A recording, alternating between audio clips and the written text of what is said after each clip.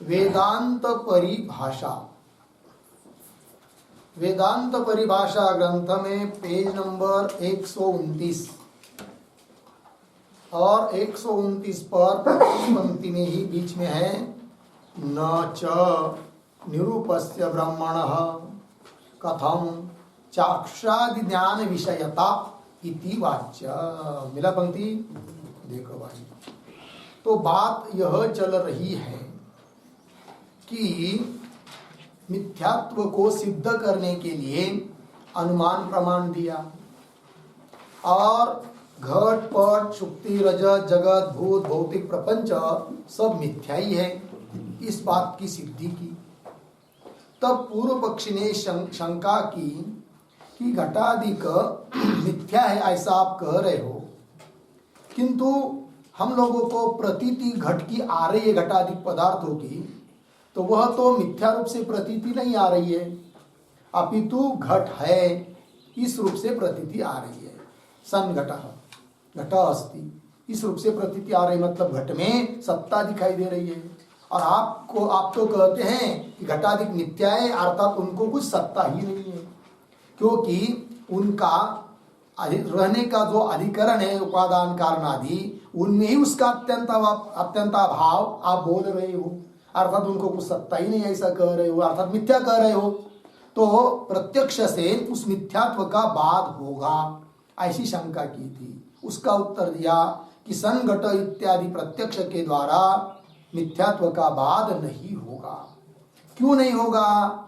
इसलिए नहीं होगा कि सन घट इत्यादि प्रतीति का विषय अलग है और मिथ्या ये अलग जगह है।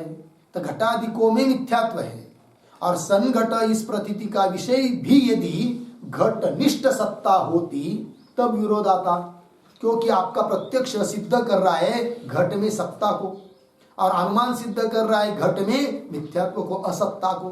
तब विरोधी दो धर्म एक जगह नहीं रह पाते, तब तो विरोध होता। प्रत्यक्ष प्रबल होने से प्रत्यक्ष के द्वारा अनुमान का बाद होता, किंतु संघट इसका विषय जो सत्ता है वो सत्ता अलग जगह की है, अधिष्ठान की सत्ता है। प्रत्यक्ष का विषय अधिष्ठान की सत्ता हुई और अनुमान का विषय जो मिथ्यात्व है वह घटगत मिथ्यात्व है, घटादि में मिथ्यात्व है। तो दोनों अलग अलग जगह रह रहे, अतः प्रत्यक्ष के द्वारा अनुमान का अर्थात मिथ्यात्व का बाद नहीं होता है। ये कहा, क्या कहा था कि अधिष्ठान ब्रह्म सत्ताया, अधिष्ठान निष्ठ जो ब्रह्म, अधिष्ठान जो ब्रह्म उसमें रहने वाली सत्ता, वो सत्ता विषय है किसका? संघट इत्यादि प्रत्यक्ष का। इसलिए घटादिक असत्य है अर्थात मिथ्या है, इसमें कोई बाद नहीं है, ये कहा सिद्धांतियों ने। अब पूर्व पक्षी बोल रहा है कि संघट इस प्रत्यक्ष का विषय कौन बोल रहे हो आप, वेदांती बताओ। तो क्या कहा कि संघट मतलब घट अस्ति घट है, इस प्रतीति का विषय कौन कहा? सिद्धांतियों ने अधिष्ठान गत मतलब अधिष्ठान जो ब्रह्म तनिष्ठ सत्ता विषय कहा, अर्थात अधिष्ठान विषय है। किंतु अधिष्ठान जो ब्रह्म है वह चाक्षुरादि का मतलब चक्षुष ज्ञान का, चक्षुर इंद्रिय का विषय बनेगा ही कैसा, है कि नहीं? तब सिद्धांती पूछेंगे क्यों नहीं विषय बनेगा, चाक्षुष ज्ञान का विषय क्यों नहीं बनेगा सतरूप परमात्मा ब्रह्म? तो वो पूर्व पक्षी कहता है चाक्षुष मतलब चक्षुर इंद्रिय के द्वारा उस वस्तु का ज्ञान होता है जिसमें रूप रहता है, अर्थात चाक्षुष आदि ज्ञान के लिए रूप प्रयोजक है। और जिस ब्रह्म का प्रत्यक्ष आप मान रहे संघट इत्यादि प्रतीति के द्वारा, उसमें तो ब्रह्म में तो क्या नहीं है? रूप नहीं है, तो निरूप ब्रह्म का प्रत्यक्ष हो ही नहीं सकता। जबकि आप कह रहे हैं संघट इस प्रतीति का विषय अधिष्ठान निष्ठ ब्रह्म सत्ता है, अधिष्ठान जो ब्रह्म उसमें रहने वाली सत्ता विषय है, ये कैसा कह रहे हो? ऐसा बोल रहा है कौन?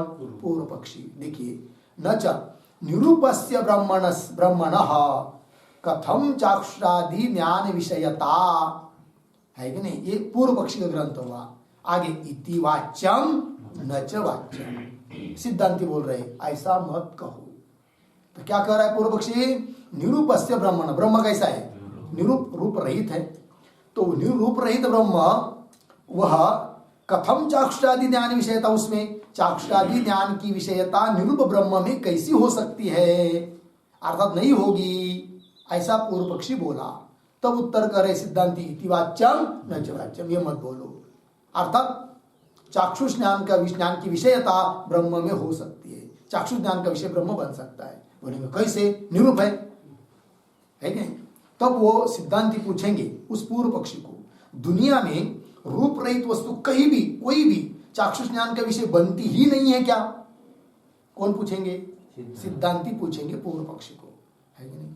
पूर्व पक्षी यदि बोलेगा कि चाक्षुष ज्ञान का विषय रूप रहित वस्तु बनती ही नहीं है, तो सिद्धांति कहेंगे हे पूर्व पक्षी, तुम्हारा इस प्रकार का कहना ठीक नहीं है, क्योंकि हम आपको उदाहरण देंगे कि बहुत सारी वस्तुएं हैं कि रूप रहित है तो भी चाक्षुष ज्ञान का विषय बन रही है।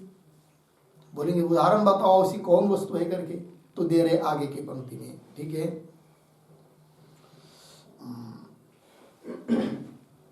मिला न चाह निरूपस्य ब्रह्मण कथम चाक्षुषादि ज्ञान विषयता, चाक्षुषादि ज्ञान विषयता मतलब प्रत्यक्ष विषयता, कथम इति वाच्यम न च वाच्यम, मिला ना? यहां पर कथम पद आया ना पूर्व पक्षी की पंक्ति में, कथम चाक्षुषादि ज्ञान विषयता, उस पर एक वाक्य लिखेंगे, प्रत्यक्षे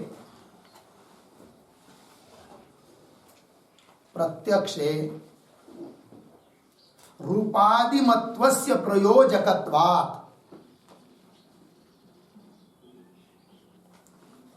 रूपादिमत्वस्य प्रयोजकत्वात् अर्धविराम ब्रह्मणः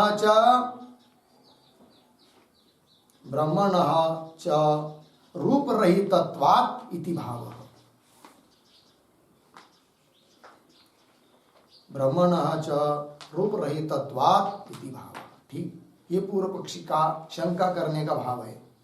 क्या? प्रत्यक्ष रूपादिमत्वस्य प्रयोजकत्वात्, पूर्व पक्षी कहना चाहते हैं कि प्रत्यक्ष होने में प्रयोजक है कौन? रूप, है कि नहीं? रूपादिमत्व, रूप वाला जो रहेगा उसका प्रत्यक्ष होता है, और ब्रह्म कैसा है? रूप रहित है, अतः उसका प्रत्यक्ष कैसा होगा? ये कह रहा है पूर्व पक्षी। अब सिद्धांति करे इति वाच्यम न च वाच्यम, कैसे? आगे की पंक्ति में देखिए, शंका का निराकरण करें। निरूपस्यापि रूपादेः प्रत्यक्ष विषयत्वात्, ये उत्तर दिया। तो सिद्धांति बोलेंगे, पूर्व पक्षी को पूछेंगे, हे पूर्व पक्षी, रूप का प्रत्यक्ष होता है कि नहीं? बोलो। जैसे रूपवान घट, घट का प्रत्यक्ष होता है, रूप वाला घट है, उसी प्रकार घट में विद्यमान जो रूप, उस रूप का प्रत्यक्ष होता है कि नहीं? होता है। अब उस रूप में कौन सा रूप है बताओ? रूप में रूप है क्या? नहीं है। घट में रूप है, रूप में रूप नहीं है। जैसे काला पीलापना जो रूप है वो घट में है, किंतु काला रंग है कि नहीं? वो रूप है, उसमें और कोई रूप है क्या? नहीं है। तो रूप कैसा हुआ? निरूप हुआ। तो निरूप मतलब रूप रहित, ऐसे रूप का यदि प्रत्यक्ष हो सकता है तो रूप रहित ब्रह्म का प्रत्यक्ष क्यों नहीं हो? ऐसा बोल रहे कौन? सिद्धांति। क्योंकि गुणे गुणान अंगीकारा, गुण में गुण मानते नहीं है, नैयायिकों का सिद्धांत है। तो रूप गुण है, उसमें और दूसरा कोई रूप आदि गुण मान नहीं सकते, ठीक है ना? तो वही निरूपस्यापि रूपादे प्रत्यक्ष विषयत्वात्, प्रत्यक्ष का विषय बन रहा है, उस प्रकार ब्रह्म भी बनेगा, क्या दिक्कत है? इस पर पुनः पूर्व पक्षी बोल रहा है आगे की पंक्ति में। उसके पहले ये जो पंक्ति है, निरूपस्यापि रूपादे प्रत्यक्ष विषयत्वात्, इस पर एक वाक्य, यदि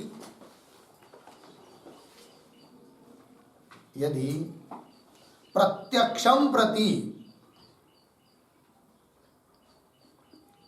यदि प्रत्यक्षम प्रति रूपम निमित्तम स्यात्,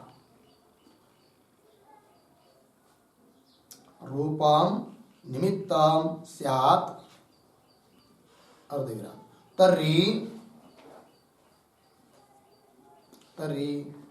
गुण कर्मादीनाम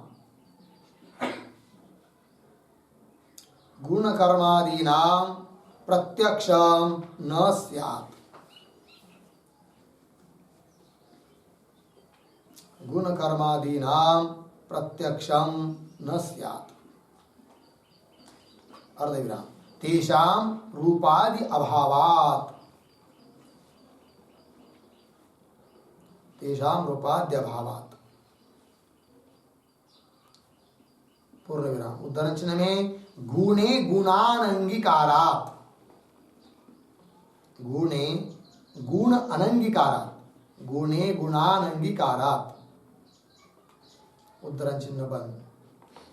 तथा,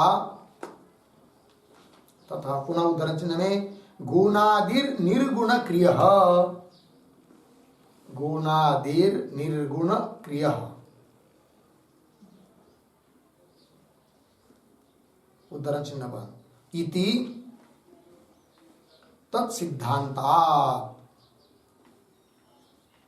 इति तत्सिद्धांतात्, पूर्ण विराम। भवति च गुणादीनां प्रत्यक्षम्, भवति च गुणादीनां प्रत्यक्षम्, अर्धविराम। तस्मात् रूपादिकम्, तस्मात् रूपादिकम् न प्रत्यक्ष निमित्तम्, न प्रत्यक्ष निमित्तम्, पूर्ण विराम। अतएव, अतएव ब्रह्मणः, ब्रह्मणः प्रत्यक्ष विषयत्वम्, प्रत्यक्ष विषयत्वम् भवति इति भावः। प्रत्यक्ष विषयत्वम् भवति इति भावः। ठीक है, चलिए भाई। अर्थ, यदि प्रत्यक्षम प्रति रूपम निमित्तम स्यात्, प्रत्यक्ष होने के लिए यदि रूप निमित्त होता तो तर्हि गुण कर्मादि नाम प्रत्यक्षम न स्यात्, गुण कर्म इत्यादि को का क्या नहीं होगा, प्रत्यक्ष ही नहीं होगा। क्योंकि रूप गुणादिकों में कोई रूपादि रहते नहीं है, गुणे गुण अनंगीकारा। कर्म में भी रूपादि गुण नहीं रहते, क्योंकि रूपादि गुण जितने भी है वो सब रहेंगे तो कहाँ रहते हैं, द्रव्य में ही रहते हैं। द्रव्य को छोड़कर गुण कहीं भी नहीं रहते। तो गुण का तो प्रत्यक्ष हो रहा है, तो जैसे रूप का प्रत्यक्ष हो रहा है, वो तो निरूप है तो भी उसका प्रत्यक्ष हो रहा है। ठीक वही दिया। तो गुण तर्हि गुण कर्मादि नाम प्रत्यक्षम न स्यात्, क्यों, तेषाम रूपादि अभावात्, उनमें रूपादि कुछ नहीं है। और नियम भी है क्या, गुणे गुण अनंगीकारात्, गुण में गुण मानते नहीं है। और एक नियम है गुणादि निर्गुण क्रिया, गुणादि जितने भी वो सब कैसे है, निर्गुण है, मतलब गुण रहित है और निष्क्रिय है, क्रिया भी नहीं है उसमें। क्योंकि क्रिया भी कर्म भी जहां कहीं भी होगा तो द्रव्य में ही होगा, गुण आदि में क्रिया होती नहीं है कि नहीं। तो गुण कर्म अधिकों का प्रत्यक्ष नहीं होना चाहिए। यदि रूप प्रत्यक्ष के लिए कारण रूप होता तो गुण रूप रहित जो गुण, रूप रहित जो कर्म, उसका भी प्रत्यक्ष नहीं होना चाहिए। जबकि प्रत्यक्ष होता है किसका, गुणादिकों का प्रत्यक्ष होता है, कर्म का भी प्रत्यक्ष होता है। इसका मतलब प्रत्यक्ष के लिए निमित्त रूप नहीं है। और रूप यदि प्रत्यक्ष के लिए निमित्त नहीं है तो ब्रह्म में भी रूप नहीं है, तो उसका प्रत्यक्ष होने में क्या दिक्कत है। फिर क्या पूछा था पूर्व पक्ष ने, ब्रह्म में रूप नहीं है तो कैसा प्रत्यक्ष होगा। अरे भाई, रूप प्रत्यक्ष के कारण हो तब तुम्हारी शंका ठीक है, किंतु प्रत्यक्ष के लिए कारण रूप है ही नहीं है। यदि प्रत्यक्ष के लिए रूप कारण होता तो गुण का भी प्रत्यक्ष नहीं होना चाहिए, कर्म का प्रत्यक्ष नहीं होना चाहिए, जबकि उनका प्रत्यक्ष होता है वो निरूप होने पर भी। अतः प्रत्यक्ष के लिए कारण रूप नहीं है, ब्रह्म में भी रूप नहीं है, तो क्या हुआ, प्रत्यक्ष हो जाएगा। इसलिए संघट इत्यादि प्रतीति का विषय ब्रह्म है। कौन कर रहे, सिद्धांति कर रहे। लग गए पंक्ति, देखिए। निरूपस्य अपि रूपादे प्रत्यक्ष विषयत्वात्, लगा इतना। आगे अब पुनः पूर्व पक्ष शंका कर रहा है, न च निरूपस्य द्रव्यस्य चक्षुरादि अयोग्यत्वम इति नियम है कि न खंडन में है। तो क्या कर रहा है भाई, च और निरूपस्य द्रव्यस्य चक्षुरादि अयोग्यत्वम इति नियम, ऐसा नियम है कि नहीं। तो सिद्धांति कर रहे न, ये भी तुम्हारा नियम ठीक नहीं है। क्या कर रहा है पूर्व पक्षी कि प्रत्यक्ष के लिए कारण रूप है, किंतु किसके प्रत्यक्ष के लिए, तो कह रहे द्रव्य का यदि प्रत्यक्ष करना हो तब रूप कारण है, ऐसा हमारा नियम है। पूर्व पक्षी बोलेगा द्रव्य का प्रत्यक्ष करना है, चाक्षुष प्रत्यक्ष करना है, तब कारण है कौन? रूप। अब आपने उदाहरण क्या दिया, हमारा उदाहरण क्या दिया सिद्धांतियों ने कि गुण का प्रत्यक्ष नहीं होना चाहिए यदि रूप प्रत्यक्ष के लिए कारण है तो हम गुण के लिए कर्म के लिए नियम ही नहीं बना रहे क्योंकि गुण कर्म ये द्रव्य थोड़ी है। नियम किधर है हमारा कि रूप का प्रत्यक्ष में कारण है कौन? द्रव्य के प्रत्यक्ष में कारण है कौन? रूप। गुण कर्म आदि के प्रत्यक्ष के लिए कारण रूप नहीं है। तुम्हारा ब्रह्म भी तो द्रव्य है, अतः उसका प्रत्यक्ष रूप न होने से नहीं होना चाहिए। कौन कह रहा है? पूर्व पक्ष। पंक्ति देखिए, न च निरूपस्य द्रव्यस्य चक्षुरादि अयोग्यत्वम। निरूप जो द्रव्य है ना वो चक्षुरादि के लिए अयोग्य है, अर्थात चक्षुरादि के लिए योग्य वो द्रव्य है जो रूपवान है। यह हमारा नियम है, ऐसा वो कहना चाह रहा है। तो उस पर लिखिए एक छोटा सा वाक्य नियम के ऊपर। द्रव्य प्रत्यक्षे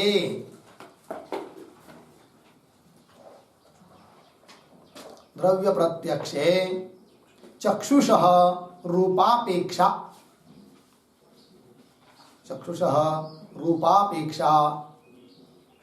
भवति अर्धविराम न तु अन्य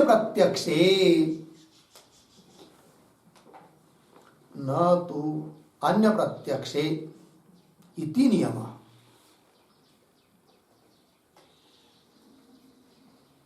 ठीक है, चलो भाई। तो पूर्व पक्षी कह रहा है कि द्रव्य का प्रत्यक्ष करना है, चाक्षुष प्रत्यक्ष करना है, तब रूप की अपेक्षा है। अन्य का प्रत्यक्ष करना हो तो वहां पर रूप की अपेक्षा नहीं है। अतः गुण कर्म का उदाहरण तुम दे नहीं सकते हो, ऐसा पूर्व पक्षी बोल रहा है सिद्धांतियों को, है कि नहीं?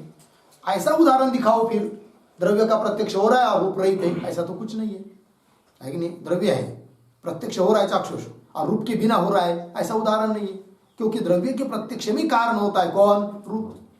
और तुम्हारा ब्रह्म वो भी तो द्रव्य है, और उसका प्रत्यक्ष तुम मान रहे किंतु मान नहीं सकते क्योंकि उसमें रूप नहीं है, ऐसा बोल रहे कौन? पूर्व पक्षी। पंक्ति देखिए, न च निरूपस्य द्रव्यस्य चक्षुरादि अयोग्यत्वम इति नियमः। आगे कह रहे, उत्तर दे रहे सिद्धांती, न मतलब यही करना लेना है, ऐसा मत बोलो। पूर्व पक्षी को बोल रहे कौन? सिद्धांती। क्यों? आगे, मन्मते ब्रह्मणः द्रव्यत्व असिद्धे। मिला पंक्ति, मन्मते हाँ, अद्वैत वेदांती मते, अद्वैत मते वेदांत मत में। तो सिद्धांती कह रहे हमारे मत में तो ब्रह्मण द्रव्यत्व सिद्ध है, ब्रह्म को हम द्रव्य मानते ही नहीं है। तो बहुत अच्छा नियम बताया आपने। सिद्धांती बोल रहे पूर्व पक्षी को, तुम्हारा नियम तो हमारे लिए अनुकूल ही हुआ, क्योंकि तुमने क्या कहा? द्रव्य के प्रत्यक्ष में रूप कारण है, अन्य के प्रत्यक्ष में नहीं। तो हम भी कहते कहा ब्रह्म द्रव्य करके। यदि हम ब्रह्म को द्रव्य मानते तब रूप न होने से उसका प्रत्यक्ष नहीं होना चाहिए, ऐसा तुम्हारा कहना ठीक होता। किंतु ब्रह्म को हम द्रव्य मानते ही नहीं है, और द्रव्य नहीं है तो अन्य के प्रत्यक्ष के लिए रूप को तुम कारण मान भी नहीं रहे हो। सिद्धांती बोल रहे किसको? पूर्व पक्षी को। नियम बनाया ना उन्होंने, न तो अन्य प्रत्यक्ष, अन्य के प्रत्यक्ष में रूप कारण नहीं है, तो ब्रह्म भी का द्रव्य है, द्रव्य भाई नहीं है, तो उसके प्रत्यक्ष में कारण नहीं होगा फिर रूप, तो उसका प्रत्यक्ष हो जाएगा, बात सिद्ध हो गई। सिद्धांती कह रहे पूर्व पक्षी को। देखिए, मन्मते ब्रह्मण द्रव्यत्व सिद्धे, लगा इतना। अब पूर्व पक्षी वो पूछेगा सिद्धांतियों को कि तुम ब्रह्म को द्रव्य क्यों नहीं मान रहे हो? कौन बोलेगा? पूर्व पक्षी बोलेगा किसको? वेदांतियों को, कि तुम ब्रह्म को द्रव्य क्यों नहीं मानते? द्रव्य मानना चाहिए उसको। तब सिद्धांती कहते हैं कि हम ब्रह्म को द्रव्य क्यों नहीं मानते, इस बात को समझ लो। क्या? तो सिद्धांती करे, अरे भाई पूर्व पक्षी एक बात बताओ कि तुम ही बताओ पहले कि द्रव्य किसको बोलते हैं, तुम्हारी द्रव्य की परिभाषा क्या है? तब पूर्व पक्षी बोलेगा, क्या बोलेगा? द्रव्य की परिभाषा बोलेगा। क्या है उनकी परिभाषा द्रव्य की? गुणाश्रयत्वम द्रव्यत्वम, है कि नहीं? क्यों? वहां समवायी कारणत्वम द्रव्यत्वम, ये बोलेगा कौन? पूर्व पक्षी, कि जो गुण का आश्रय होता है वो द्रव्य होता है, कि वह जो समवायी कारण बनता है वह द्रव्य होता है। क्योंकि जगत का कोई भी कार्य रहने दो, समवायी कारण उपादान कारण यदि बनेगा तो द्रव्य ही बनेगा, ऐसा उन तार्किकों का, नैयायिकों का नियम है। अतः उनका द्रव्य का लक्षण ये भी एक बन जाता है, समवायी कारणत्वम द्रव्य से लक्षण, क्यों गुणाश्रयत्वम द्रव्य से लक्षण है कि नहीं। तो सिद्धांति बोलेंगे फिर तो बहुत अच्छा हुआ, तो हमारे लिए अनुकूल है आपका कहना, क्योंकि तुम द्रव्य कहते किसको, गुणाश्रय, गुण जिसमें रह रहे वो द्रव्य। हमारा ब्रह्म में कोई गुण नहीं है, निर्गुण है हमारा ब्रह्म, इसलिए उसको द्रव्य कहने का प्रसंग ही नहीं है। क्यों? समवायी कारण, वस्तुतः हमारा ब्रह्म न निमित्त कारण है, न उपादान कारण है, कुछ भी नहीं है ब्रह्म की दृष्टि से, क्योंकि कार्य ही नहीं है तो किसका कारण वो बनेगा। आपको जगत दिखाई दे रहा है तब संगाति लगाने के लिए हम कारण की चर्चा करते हैं, वस्तुतः ब्रह्म कुछ कारण भी नहीं है, तो वो द्रव्य ही नहीं है कि नहीं। ऐसा बोल रहे कौन? सिद्धांति। देखिए, गुणाश्रयत्वम समवायी कारणत्वम वा द्रव्यत्वम इति ते अभिमतम। सिद्धांति बोल रहे पूर्व पक्षी को कि गुणाश्रयत्वम द्रव्यत्वम किंवा समवायी कारणत्वम वा द्रव्यत्वम इति, इस प्रकार का नियम, परिभाषा, लक्षण, ते अभिमतम, ते का अर्थ लिखिए, ते बराबर तव नैयायिकस्य,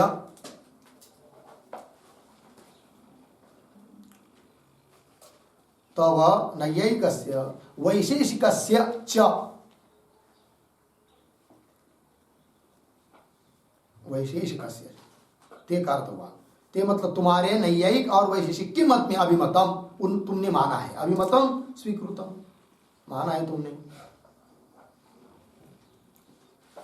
ठीक, आगे, न ही निर्गुणस्य ब्रह्मण गुणाश्रयता नापि समवायी कारणता, क्यों समवाय असिद्ध है।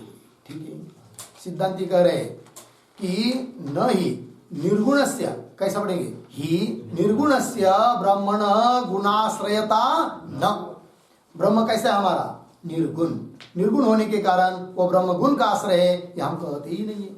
यदि गुण का आश्रय कहते तो कह सकते थे ब्रह्म है क्या, द्रव्य, किंतु गुण का आश्रय नहीं है, अतः द्रव्य नहीं है। और नापि समवायी कारणता, समवायी कारणता अपि न, ब्रह्म समवायी कारण है ये भी नहीं है। क्यों? समवाय असिद्ध है, क्योंकि समवाय कारण की परिभाषा है नैयायिकों की क्या, जिस कारण में समवाय संबंध से कार्य उत्पन्न होता है उस कारण को बोलते हैं समवायी कारण। जैसे घट के अनेक कारणों में से कपाल भी एक कारण है, और उस कपालात्मक कारण में समवाय संबंध से उत्पन्न होता है कौन, पट, घट, इसलिए घट का समवाय कारण है कौन, कपाल। तंतु में समवाय संबंध से उत्पन्न होता है कौन, पट, इसलिए पट का समवायी कारण है कौन, तंतु। तो समवाय संबंध से कार्य उत्पन्न होना पड़ता है, और समवाय को हम मानते ही नहीं है, क्योंकि समवाय का खंडन पीछे कर चुके हैं, समवाय मानने के लिए कोई प्रमाण नहीं है। अतः ब्रह्म किसी का समवाय कारण भी नहीं है। यदि ब्रह्म समवाय कारण होता तब कह सकते थे क्या, ब्रह्म द्रव्य है, किंतु ब्रह्म समवाय कारण भी नहीं आता, द्रव्य नहीं है। लग गया कि नहीं? और द्रव्य नहीं है, और तुम्हारा नियम क्या है, द्रव्य के चाक्षुष प्रत्यक्ष में रूप कारण है। ठीक है कि नहीं?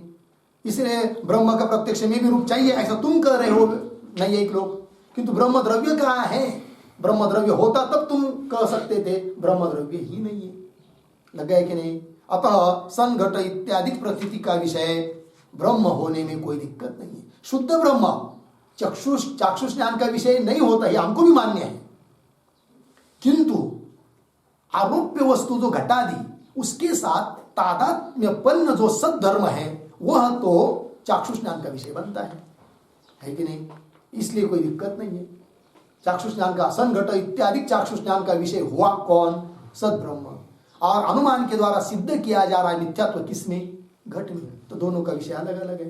अतः मिथ्यात्व का बाद प्रत्यक्ष प्रमाण से नहीं हो रहा है, ये कहना हुआ। लग गया अर्थ? चलिए, नई निर्गुण से ब्रह्मण गुणाश्रयता नापि समवायी कारणता, क्यों भाई? समवाय असिद्धे।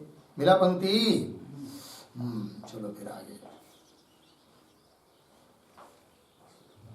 ब्रह्म निर्गुण है, इसके लिए क्या प्रमाण, ऐसा कदाचित पूर्व पक्षी पूछेगा तो उसको उत्तर दे सकते हैं। और जगह बहुत जगह आता है साक्षी चेता केवलो निर्गुणश्च, ब्रह्म कैसा है, केवल साक्षी है, चेतन स्वरूप है और निर्गुण है कि नहीं, ये उसके लिए श्रुति का प्रमाण दे सकते हैं।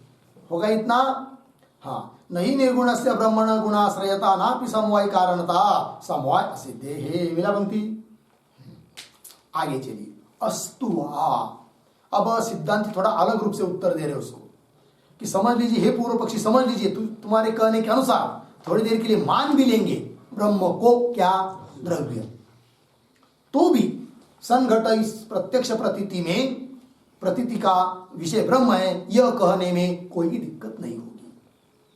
बोलेंगे कैसे, द्रव्य मानेंगे तो द्रव्य के प्रत्यक्ष में तो रूप कारण होता है, कहा रूप है फिर ब्रह्म में, तो उसका उत्तर दे रहे हैं, ठीक है ना।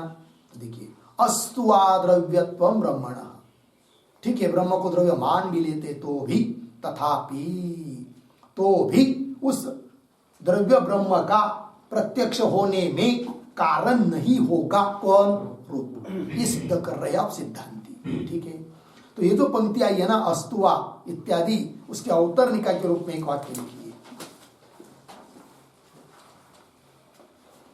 तुष्यतु दुर्जन न्यायेन,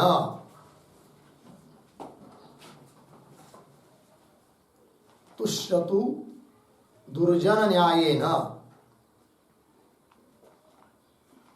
ब्रह्मणः द्रव्यत्वम्, ब्रह्मणः द्रव्यत्वम् अभ्युपगम्य, अभ्युपगम्य प्रत्यक्ष विषयत्वम्, प्रत्यक्ष विषयत्वम् उपपादयति,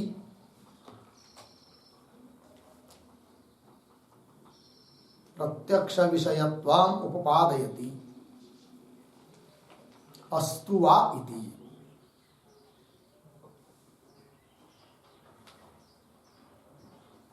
अस्तुवा इति, ठीक है।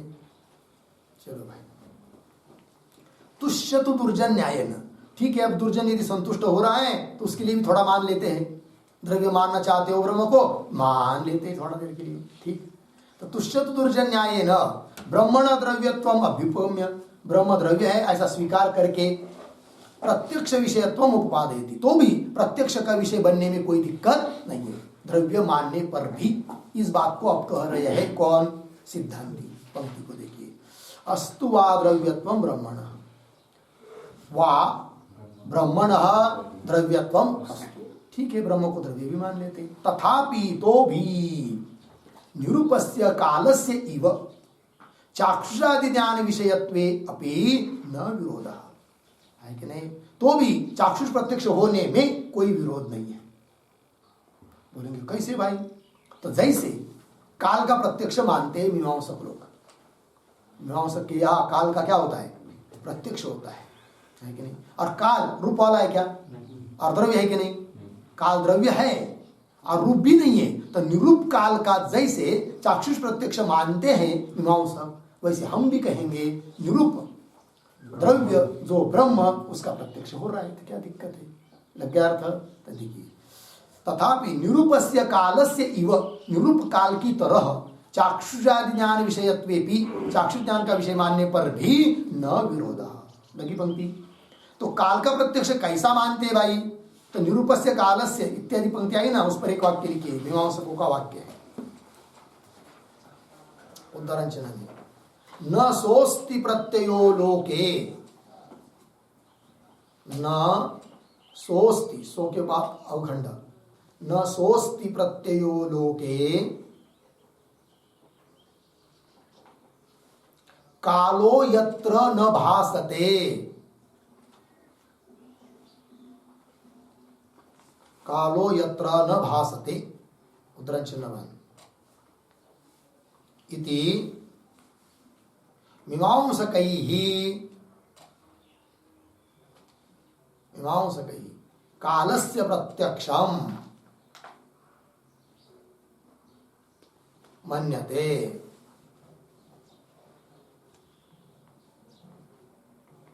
कालस्य प्रत्यक्षम् मन्यते, ठीक। देखो भाई, मीमांसकों का कहना है न सह अस्ति प्रत्यय, सह प्रत्यय लोके न अस्ति यत्र कालः न भासते। ऐसा कोई प्रत्यय, प्रत्यय मतलब ज्ञान, लोके मतलब जगत में ऐसा कोई ज्ञान नहीं है कि जिसमें काल की प्रतीति न हो रही हो। अर्थात सभी प्रत्यय में, सभी ज्ञान के साथ काल की प्रतीति होती ही है। जैसे कह दिया घट अस्ति वर्तमान काल है, घट भविष्यति भविष्य काल है कि नहीं, घट अभवत भूतकाल है। मतलब कोई भी प्रत्यय होने दो, ज्ञान होने दो, उसके साथ काल की प्रतीति होती ही है, अर्थात काल का प्रत्यक्ष होता है। और काल कैसा है, निरूप है और द्रव्य है, तो भी उसका प्रत्यक्ष मानते हैं, चाक्षुष प्रत्यक्ष। उसी प्रकार निरूप द्रव्य जो ब्रह्म, उसका प्रत्यक्ष हो जाएगा। ठीक है जी। अतः संघट इस प्रतीति का विषय कौन सिद्ध हुआ, अंततो गत्वा ब्रह्म। और अनुमान का विषय क्या है, मिथ्यात्व। वो किसमें, घट में। तो अनुमान मिथ्यात्व सिद्ध कर रहा है घट में, और संघट इस प्रतीति का विषय हो रहा है ब्रह्म। दोनों का विषय अलग अलग है। अतः प्रत्यक्ष के द्वारा उस अनुमान का बाद होगा, यह कह नहीं सकते। खंडन कर दिया पूर्व पक्षी का। लगा अर्थ जी। तो चलिए, निरूपस्य कालस्य इव चाक्षुषादि ज्ञान विषयत्वेपि न विरोधः। तो अंतिम जो शब्द आया है कि नहीं, न विरोधः, इस पर एक वाक्य लिखेंगे।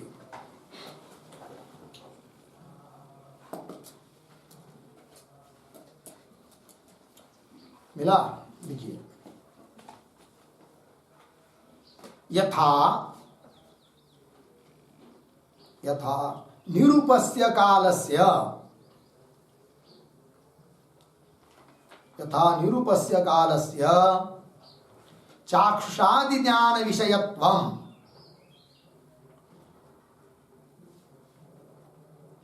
चाक्षुषादि ज्ञान विषयत्वम्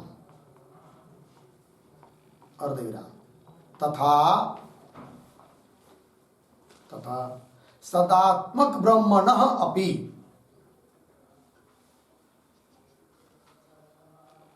सदात्मक ब्रह्मणः अपि इति न अनुमानेन सह प्रत्यक्षस्य विरोधः, प्रत्यक्षस्य विरोधः इति भावः।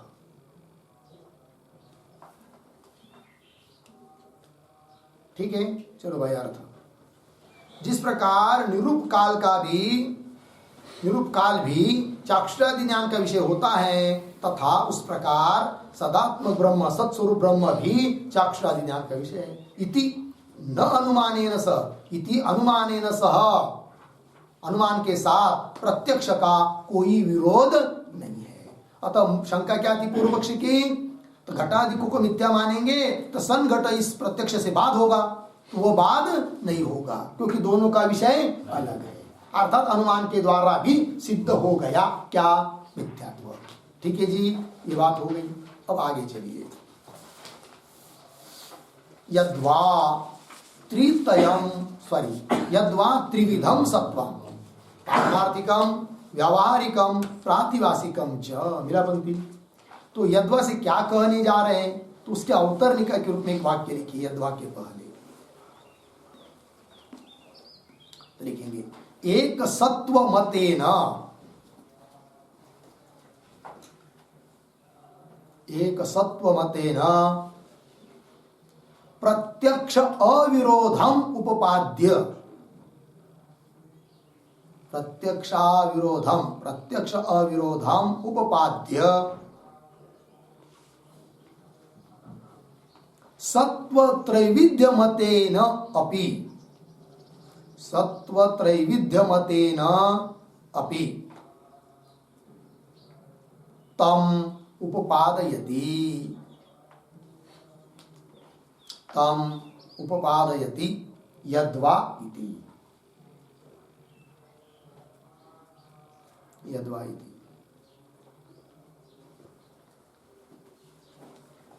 ठीक है, देखो भाई अर्थ। एक सत्व मतेन मतलब एक ही सत्ता मानकर भी प्रत्यक्ष के साथ विरोध नहीं है अनुमान का, इस बात को अभी तक दिखाया। क्योंकि सत्ता एक ही है, पारमार्थिक ब्रह्म की, ठीक है। और घट पट आदि किसी पदार्थों को सत्ता ही नहीं, क्योंकि वो वे सब मिथ्या है। अपने उपादान कारण में भी उनका अत्यंत अभाव मिल रहा है, अर्थात किसी को सत्ता नहीं है। तो भी सन घट सन पट इत्यादि प्रत्यक्ष के साथ विरोध नहीं है उस मिथ्यात्व का, इस बात को बताया अभी तक। अब यहां से आगे बता रहे कि तीन सत्ता मान लेते हैं तो भी प्रत्यक्ष का और मिथ्यात्व का कोई विरोध नहीं है, ये कह रहे हैं। एक सत्व मतेन प्रत्यक्ष अविरोधम उपपाद्य, प्रत्यक्ष के साथ अविरोध है, इस बात का कथन करके अब सत्व त्रैविध्य मतेन अपि, तीन सत्ता जो लोग मानते उनके मत से भी तम उपपादयति, तम प्रत्यक्ष अविरोधम उपपादयति, प्रत्यक्ष के साथ कोई विरोध नहीं है, इस बात का उत्पादन कर रहे हैं। तम प्रत्यक्ष अविरोधम उपपादयति, यद्वा इत्यादि पंक्ति से मिला। देखो भाई मूल में, यद्वा त्रिविधम सत्वम, तीन प्रकार का सत्व, सत्व मतलब सत्ता, कौन कौन? पारमार्थिकम, व्यावहारिकम, प्रातिभाषिकम च। पारमार्थिक सत्ता, व्यावहारिक सत्ता, प्रातिभाषिक सत्ता, ठीक है जी। तो किसकी है पारमार्थिक सत्ता, किसकी है व्यावहारिक सत्ता, किसकी है प्रातिभाषिक सत्ता? वो कह रहे पारमार्थिकम सत्वम ब्रह्मण, पारमार्थिक सत्ता है किसकी? ब्रह्म की है। और व्यावहारिकम सत्वम आकाश आदि है, आकाश आदि जो भूत भौतिक प्रपंच है उसकी सत्ता है कौन सी? व्यावहारिक सत्ता है।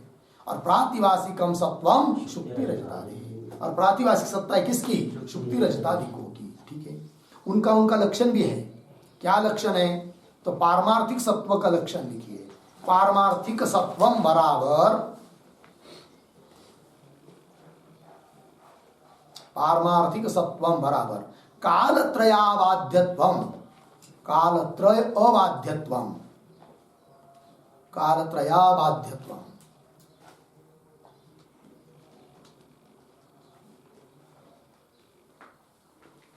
हुआ नंबर 2, व्यावहारिक सत्वम बराबर, व्यावहारिक सत्वम बराबर ब्रह्म प्रमातिरिक्त अबाध्यत्वम, ब्रह्म प्रमातिरिक्त अबाध्यत्वम, ठीक है। नंबर 3, प्रातिभाषिक सत्वम बराबर ब्रह्म प्रमातिरिक्त बाध्यत्वम, ब्रह्म प्रमातिरिक्त बाध्यत्वम। ये तीनों का लक्षण हुआ भाई, अर्थ समझ लीजिए। पहला क्या है? पारमार्थिक सत्वम, उसका लक्षण किया कालत्रय अबाध्यत्वम, जिसका तीनों काल में बाध नहीं होता है उसकी सत्ता होती है क्या? पारमार्थिक सत्ता। ऐसी किसकी है? केवल ब्रह्म की है। और व्यावहारिक सत्व क्या है? तो ब्रह्म प्रमातिरिक्त अबाध्यत्व, ब्रह्म प्रमा मतलब ब्रह्म ज्ञान, अतिरिक्त मतलब अन्य, ब्रह्म ज्ञान को छोड़कर अतिरिक्त अन्य ज्ञान से अबाध्यत्व, बाधित न होना, केवल ब्रह्म ज्ञान से ही बाधित होना, ब्रह्म ज्ञान को छोड़कर किसी ज्ञान से बाधित न होना, ऐसा जिसमें है वो है कौन? व्यावहारिक सत्व। जैसे घट पट आकाश काल ये जो पदार्थ है इनका बाध होता है, किंतु ब्रह्म ज्ञान से ही होता है। ब्रह्म ज्ञान को छोड़कर अन्य ज्ञान से इस प्रपंच का बाध नहीं होता है। अतः प्रपंच की सत्ता कौन सी सत्ता है? व्यावहारिक सत्ता है, ठीक है। और प्रातिभाषिक सत्ता क्या है भाई? तो उसका भी लिख के दिया, ब्रह्म प्रमातिरिक्त बाध्यत्व। प्रमा मतलब ज्ञान, ब्रह्म ज्ञान से जो अतिरिक्त ज्ञान है, ब्रह्म ज्ञान को छोड़कर अन्य जो ज्ञान है उससे भी यदि बाधित हो रहा है तो वो सत्ता कौन सी? प्रातिभाषिक। जैसे शुक्ति के ऊपर रजत की सत्ता है, उस रजत की सत्ता, रजत को निवृत्त करने के लिए ब्रह्म ज्ञान होने की जरूरत है क्या? नहीं। तो ब्रह्म ज्ञान से अतिरिक्त ज्ञान, कौन ज्ञान? शुक्ति का ज्ञान। तो शुक्ति का ज्ञान हो जाएगा तो भी रजत का बाध हो जाता है। अतः रजत की सत्ता कौन सी? प्रातिभाषिक सत्ता। तीन प्रकार की सत्ता बताई, ठीक है जी। तो चलिए आगे। तो पारमार्थिकम सत्वम ब्रह्मणः, व्यवहारिकम सत्वम आकाशादेः, प्रातिभाषिकम सत्वम शुक्ति रजतादेः। लग गया इतना? आगे तथा च घटः सन। अब मूल मुद्दे पर आ रहे हैं कि प्रत्यक्ष से और अनुमान के द्वारा जो सिद्ध किया है मिथ्यात्व, उसके साथ कोई विरोध नहीं है, प्रत्यक्ष के साथ विरोध नहीं है। इस बात को दिखाना चाह रहे तीन सत्ता मानने पर भी। तथा च घटः सन इति प्रत्यक्षस्य व्यावहारिक सत्व विषयत्वेन प्रामाण्यम। मिला पंक्ति? तथा च मतलब क्या? तथा च शब्द का अर्थ लिखिए। तथा च बराबर त्रिविध सत्वे अभ्युपगम्य माने। त्रिविध सत्वे अभ्युपगम्य माने। ठीक है जी। तथा च क्या अर्थ हुआ? तीन सत्ता मान लेने पर भी क्या? आगे घट सन प्रतीति होती है। घट सन मतलब घट है, घट अस्ति, घटगत सत्ता, ऐसा प्रतीति लग रही है। तो घट सन इति प्रत्यक्षस्य व्यावहारिक सत्व विषयत्वेन। तो घट सन इस प्रत्यक्ष का विषय सत्ता है, सत्व है, किंतु कौन सी सत्ता है? व्यावहारिक सत्ता है। और घट में व्यावहारिक सत्ता ही है कि नहीं? तो घट सन इति प्रत्यक्ष से व्यावहारिक सत्व विषयत्वेन, व्यावहारिक सत्व विषय होने से प्रामाण्यम, प्रमाण है वो, अर्थात व्यावहारिक प्रामाण्य है उसमें। घट सन इस प्रतीति में प्रामाण्य है। कौन सा प्रामाण्य है? व्यावहारिक प्रामाण्य है। प्रामाण्यम लगा इतना? हाँ। आगे चलिए। तो ये जो पद आया कि नहीं प्रामाण्यम, इस पर एक वाक्य लिखिए भाई। व्यावहारिक प्रामाण्यम, व्यावहारिक प्रामाण्यम अर्धविराम तद विषयस्य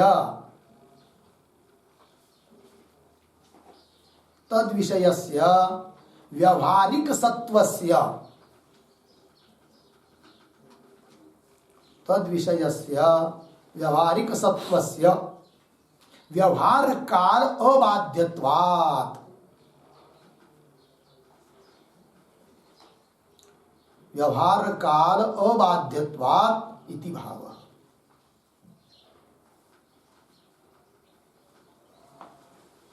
अर्थ देखिए भाई। तो व्यावहारिक प्रामाण्य और तत् विषयस्य, उसका विषय जो व्यावहारिक सत्व, वो व्यवहार काल में बाधित नहीं होता है, इसलिए उसमें व्यावहारिक प्रामाण्य है। घट सन इस प्रतीति में लगा इतना? इस प्रतीति का विषय है व्यावहारिक सत्व। आगे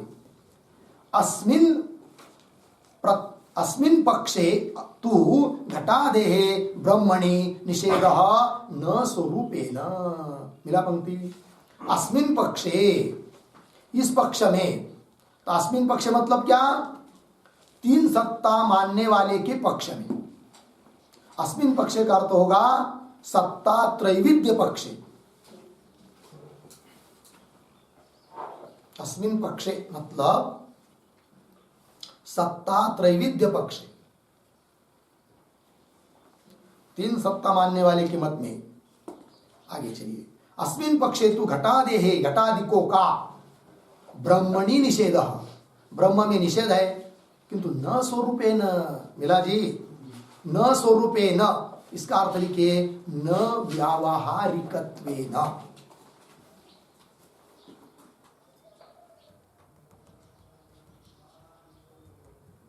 न व्यावहारिकत्वेन। ठीक है जी। चलिए भाई। तो वस्तुतः देखा जाए तो ब्रह्म में सभी वस्तु का निषेध है, अर्थात ब्रह्म में कोई वस्तु नहीं है। श्रुति कहती है निह नानास्ति किंचन, तो सभी वस्तु का निषेध कर रहे हैं कि नहीं ब्रह्म में।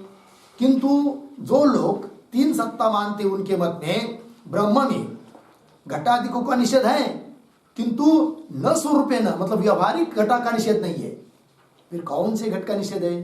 तो कह रहे हैं किंतु पारमार्थिकत्वेन एव इति न विरोध। पारमार्थिकत्वेन निषेध है, मतलब पारमार्थिक घट नहीं है ब्रह्म में, ये कहना। ब्रह्म है कि नहीं, पारमार्थिक सत्ता वाला, और उसमें घटादि कोई पदार्थ नहीं है, समस्त जग नहीं, मतलब पारमार्थिक जग नहीं है। व्यवहारिक मानते हो भले मानते हो तो उससे हमको कोई हानि होने वाली नहीं है, पारमार्थिक नहीं है। पारमार्थिक मानेंगे घटादिक को तो क्या होगा, अद्वैत की हानि। ब्रह्म एक होगा पारमार्थिक, घटादि के पारमार्थिक होंगे तो अद्वैत की क्या होगी, हानि होगी। इसलिए तीन सत्ता मानने वाले के मत में घट ब्रह्म में श्रुति के माध्यम से जो सभी वस्तु का निषेध किया जा रहा है वह व्यावहारिक वस्तु का निषेध नहीं है, अपितु पारमार्थिकत्वेन रूपेण, इसलिए कोई दिक्कत नहीं। किंतु पारमार्थिकत्वेन एव इति न विरोध, इसलिए कोई विरोध नहीं है। तो न विरोध, अब जो हमारा मूल प्रकृत प्रसंग चल रहा था उसमें भी विरोध नहीं है, ये कहना। तो न विरोध, ये जो पद आया है उस पर लिखिए एक वाक्य, घटः सन इत्यादि प्रत्यक्षम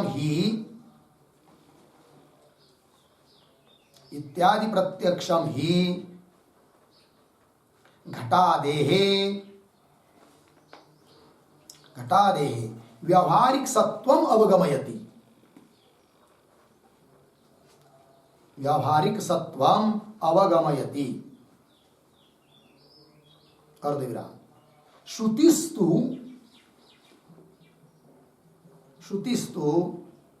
पारमार्थिक सत्वाभावम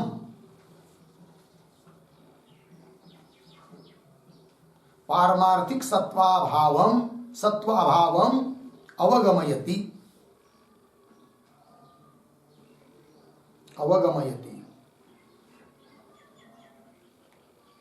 तेना न प्रत्यक्ष विरोधः इति भावः, तेना न प्रत्यक्ष विरोधः इति भावः।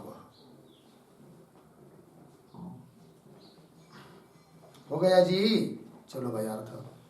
तो घटासन, ये जो प्रत्यक्ष प्रतीति हो रही है, तो इति प्रत्यक्षम ही घटादे व्यावहारिक सत्वम अवगमयति, तो घटासन इस यह प्रतीति बोध करा रही है किसका, घटादि को के व्यावहारिक सत्व का, ठीक है ना। और श्रुति निषेध कर रही है किसका, पारमार्थिक सत्व का, भिन्न हुआ, इसलिए अतः कोई विरोध नहीं है। श्रुतिस्तु पारमार्थिक सत्वाभावम अवगमयति, पारमार्थिक सत्ता वाले घटादिक नहीं है ऐसा बोध करा रही है कौन, श्रुति। अर्थात घटादिक मिथ्या है ऐसा बोध करा रही है। उसी प्रकार अनुमान के द्वारा घटादिक मिथ्या ये कहा जा रहा है। मिथ्या मतलब क्या, पारमार्थिक नहीं है ये कहा जा रहा है। और घटासन ये प्रतीति व्यवहारिक घट है ऐसा बता रहे हैं, अतः दोनों का विरोध नहीं है। हाँ, जिस घट को घट का निषेध करना है तो उस घट को है कि नहीं, घटासन यह प्रतीति घट को विषय कर रही है कि नहीं, तो घट की सत्ता को विषय कर रही है यह प्रतीति, कौन से, व्यावहारिक सत्व को विषय कर रही है। और व्यावहारिक सत्व का ही यदि श्रुति के द्वारा निषेध होता या अनुमान के द्वारा निषेध होता तब विरोध होता, क्योंकि प्रत्यक्ष के द्वारा जिस सत्व की प्रतीति आ रही है उसी सत्व का यदि निषेध करते तब दोनों का क्या होता, विरोध होता। किंतु प्रत्यक्ष के द्वारा प्रतीत हो रहा है सत्व व्यावहारिक सत्व, और श्रुति की वह अनुमान निषेध कर रहा है वो किसका, पारमार्थिक सत्व का। दोनों भिन्न भिन्न, दोनों का विषय भिन्न भिन्न है, अतः दोनों का कोई परस्पर विरोध नहीं है। लग गया कि नहीं, चलिए तो न विरोध लगा इतना। आगे अस्मिन पक्षे का वही अर्थ है, सत्ता त्रैविध्य पक्षे, अस्मिन पक्षे मिथ्यात्व लक्षणे पारमार्थिकत्वावच्छिन्न प्रतियोगिताकत्वम अत्यंताभाव विशेषणम द्रष्टव्यम। ठीक है जी, तो कह रहे हैं कि अब मिथ्यात्व का लक्षण करने के लिए करना है ना, इस पक्ष में जब मिथ्यात्व का लक्षण करना होगा तो उसमें और एक पद जोड़ना पड़ेगा। कौन सा पद जोड़ना पड़ेगा और कहाँ जोड़ना पड़ेगा, तो मिथ्यात्व का लक्षण क्या है यह बात पहले हो चुकी है। तो क्या बताया मिथ्यात्व का लक्षण, स्वाश्रयत्वेन अभिमत यावनिष्ठ अत्यंताभाव प्रतियोगित्वम मिथ्यात्वम। बोलो भाई, स्वाश्रयत्वेन अभिमत यावन्निष्ठ अत्यंताभाव प्रतियोगित्वं मिथ्यात्वम्। हुआ कि नहीं? तो स्वाश्रयत्वेन अभिमत यावन्निष्ठ, जो अत्यंत भाव, तो उस अत्यंत भाव का विशेषण जोड़ना पड़ेगा। कैसा अत्यंत भाव? तो उस अत्यंत भाव की प्रतियोगिता कैसी होनी चाहिए? तब पारमार्थिकत्वावच्छिन्न प्रतियोगिता एक विशेषण देना पड़ेगा। किसका? अत्यंता भाव का, अत्यंता भाव का, है कि नहीं? तब सब ठीक होगा। अब थोड़ा ध्यान दीजिए। तो अभाव हुआ तो अभाव का एक प्रतियोगी जरूर होता ही है। जैसे घटाभाव प्रतियोगी घट, पटाभाव प्रतियोगी पट, बराबर है। तो घट पटाभाव प्रतियोगी पट, प्रतियोगिता किसमें? पट में। प्रतियोगिता का अवच्छेदक कौन? पटत्व। तो पटनिष्ठ प्रतियोगिता कैसी हुई? पटत्वावच्छिन्न। तो क्या बोल सकते हैं? पटत्वावच्छिन्न प्रतियोगिता। क्या कहेंगे? पटत्वावच्छिन्न प्रतियोगिता। कहाँ है वो? पटनिष्ठ प्रतियोगिता। तो पटत्वावच्छिन्न प्रतियोगिता का अभाव कौन अभाव? पटाभाव। पटाभाव को क्या बोलेंगे? पटत्वावच्छिन्न प्रतियोगिता का अभाव। ऐसा अभाव कि जिसकी प्रतियोगिता पटत्व से अवच्छिन्न है, पटत्व से युक्त है। लग गया कि नहीं? उसी प्रकार अब मिथ्या, लक्ष्य मिथ्या है कि नहीं? तो यावन्निष्ठ अत्यंत अभाव, जैसे रजत का आश्रय रूप से माना गया अधिष्ठान कौन है? शुक्ति। उस शुक्ति में क्या लेना है? रजत का अत्यंत अभाव। किंतु किसका अत्यंत अभाव? रजत का अत्यंत अभाव। प्रतियोगी कौन? रजत। प्रतियोगिता किसमें? रजत में। किंतु वो प्रतियोगिता कैसी चाहिए हमको? पारमार्थिकत्वावच्छिन्न चाहिए। मतलब पारमार्थिकत्वावच्छिन्न प्रतियोगिता का अभाव, ऐसा अभाव चाहिए, है कि नहीं? तो पारमार्थिक रजत वहां है क्या? नहीं है। तो पारमार्थिकत्वावच्छिन्न रजत का वहां क्या है? अभाव है। दूसरा उदाहरण लीजिए। उदाहरण लिया व्यवहार का घट, ठीक है? घट भी मिथ्या है, तो घट में मिथ्यात्व का लक्षण घटना चाहिए। तो कैसा घटेगा? तो घट है तो क्या लक्षण है वो? स्वाश्रयत्वेन अभिमत। स्व घट, स्वाश्रय घटाश्रय, है कि नहीं? उस घट का आश्रय कौन?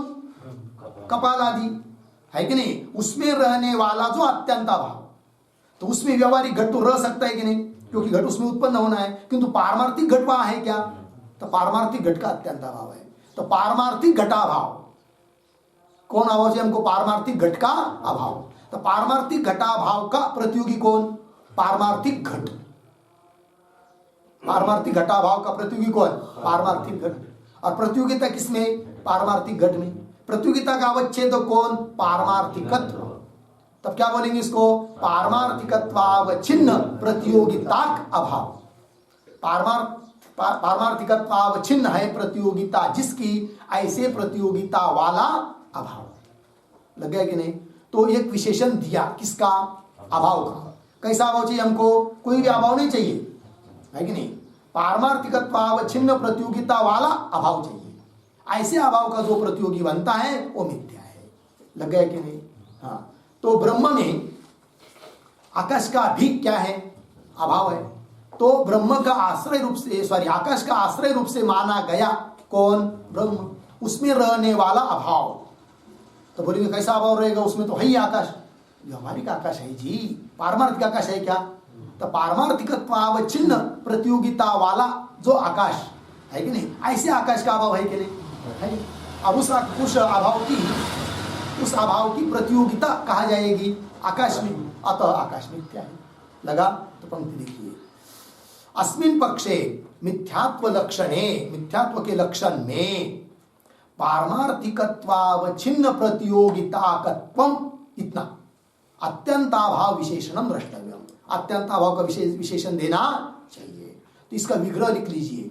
पारमार्थिकत्वावच्छिन्न प्रतियोगिताकत्वम, यह है कि नहीं? इसका विग्रह लिखेंगे, फिर लक्षण भी लिखा देंगे। तो विग्रह लिखिए पहले। पारमार्थिकत्वावच्छिन्ना, पारमार्थिकत्वावच्छिन्ना प्रतियोगिता, प्रतियोगिता यस्य अभावस्य, यस्य अभावस्य तत्वम तत्वम इति विग्रह।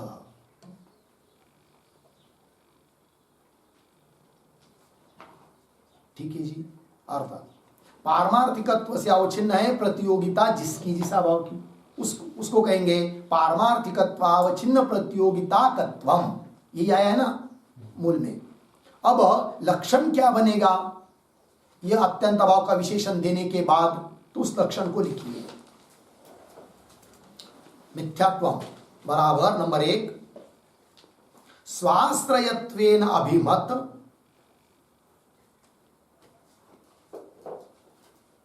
स्वाश्रयत्वेन अभिमत यावन्निष्ठ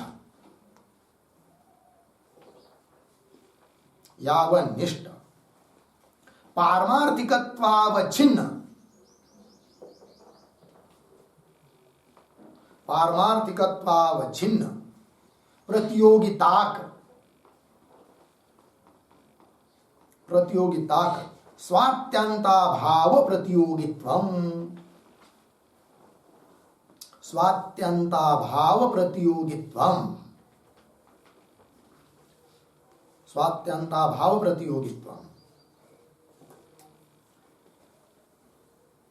मिथ्यात्वम। ये मिथ्यात्व का लक्षण बना। स्व शब्द 2 जगह आया है और जिसको मिथ्या, जिसमें भी लक्षण घटाना है उसको पकड़ना किससे, स्व शब्द से। रजत घट आदि जो भी होगा तो स्वाश्रयत्वेन अभिमत यावन्निष्ठ जो पारमार्थिकत्वावच्छिन्न प्रतियोगिता स्वभाव, अर्थात पारमार्थिक घट का अभाव, पारमार्थिक पट का अभाव यही है ब्रह्म में, क्योंकि ब्रह्म ही मात्र पारमार्थिक है, उसके तरह दूसरा कोई पारमार्थिक है ही नहीं है। तो पारमार्थिक घट का अभाव, पट का अभाव, रजत का अभाव, सबका अभाव मिलेगा और उसका प्रतियोगी घट पट मट रजत में जाएगा, अतः वो सब मिथ्या है। प्रतियोगी पर जा रहा है वो मिथ्या है, लक्षण का समन्वय हो गया। तो पारमार्थिकत्वावच्छिन्न प्रतियोगिता स्वात्यंताभाव प्रतियोगित्वम लग गए जी। और एक लक्षण इसकी, यही लक्षण है, थोड़ा अलग भाषा में लिखते हैं। नंबर 2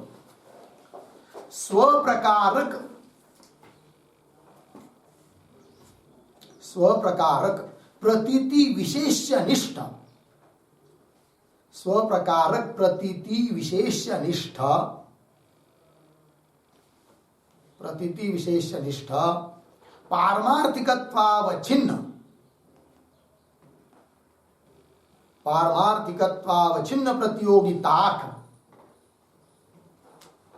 पारमार्थिकत्वावच्छिन्न प्रतियोगिताक स्वात्यंताभाव प्रतियोगित्वम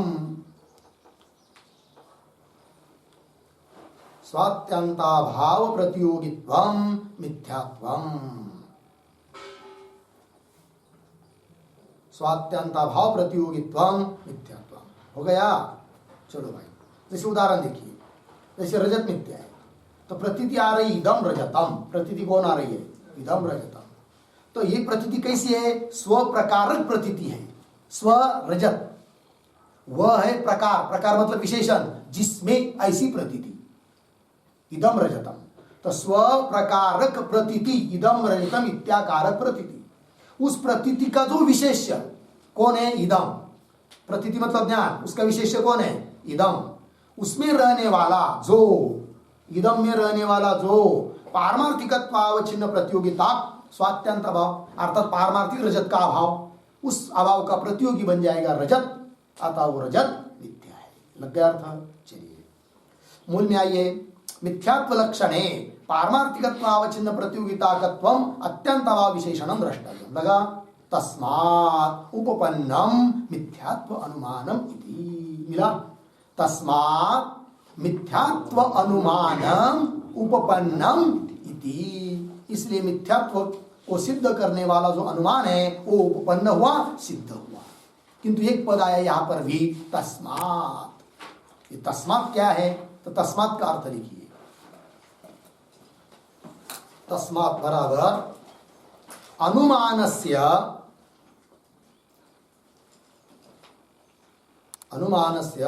पारमार्थिकत्व अभाव विषयकत्वात्, पारमार्थिकत्व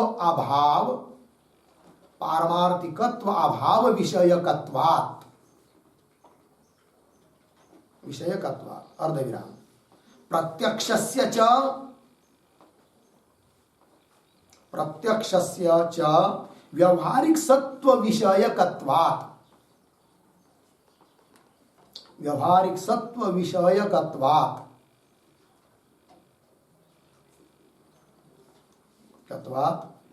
आगे तयोः भिन्न विषयत्वेन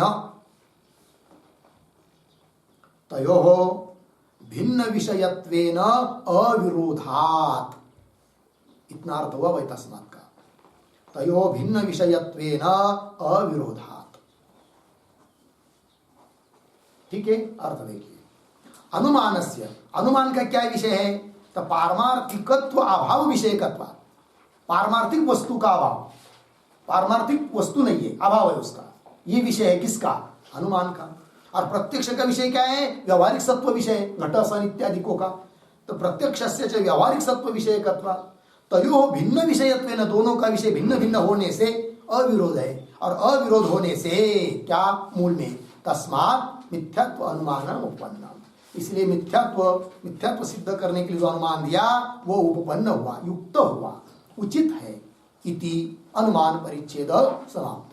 इस प्रकार यहाँ पर अनुमान परिच्छेद समाप्त होता है। ठीक, आगे का विचार हम लोग कल करेंगे।